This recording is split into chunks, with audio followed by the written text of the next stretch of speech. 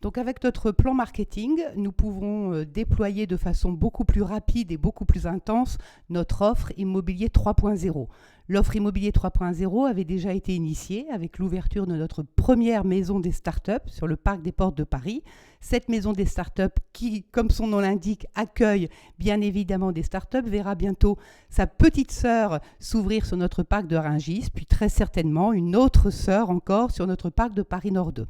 Ça, c'est la première brique de notre immobilier 3.0. Ensuite, nous avons l'hôtel d'entreprise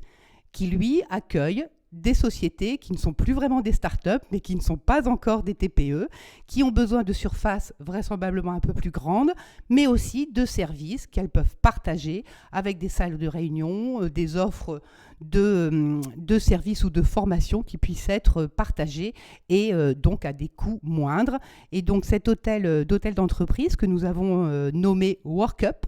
verra le jour pour le premier d'entre eux sur le parc des Portes de Paris dans quelques mois et nous allons vraisemblablement le décliner sur d'autres de nos positions foncières.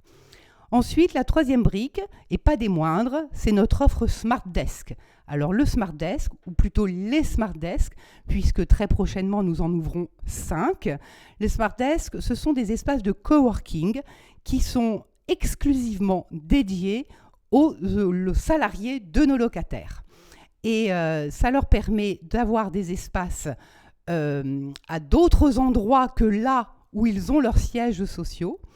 et leur permet d'offrir à leurs salariés des espaces sur lesquels ils pourront se rendre avec des temps de transport réduits ou organiser des réunions avec des clients à d'autres endroits que là où ils le font habituellement dans leurs sièges sociaux. Donc ces Smart Desks sont déployés à peu près tout autour de Paris, puisque nous en avons un sur Roissy, sur notre parc de Paris Nord 2, un autre sur Orly, un autre à la Défense, excessivement bien situé puisqu'il est sur l'esplanade de la Défense, un autre dans le 19e arrondissement sur notre parc du Pont de Flandre, et enfin un autre à Nanterre Préfecture. Donc la particularité de ces Smart Desks, c'est qu'ils sont offerts à titre gratuit à toutes nos sociétés locataires. Et enfin, une dernière brique qui sont les Smart Rooms. Alors les Smart Rooms, c'est là aussi un nouvel espace qui permet de répondre à un besoin qui a été très clairement identifié chez un certain nombre de locataires, que de pouvoir disposer d'espaces d'accueil plus importants que les salles de réunion qu'ils ont au terme des baux qu'ils signent avec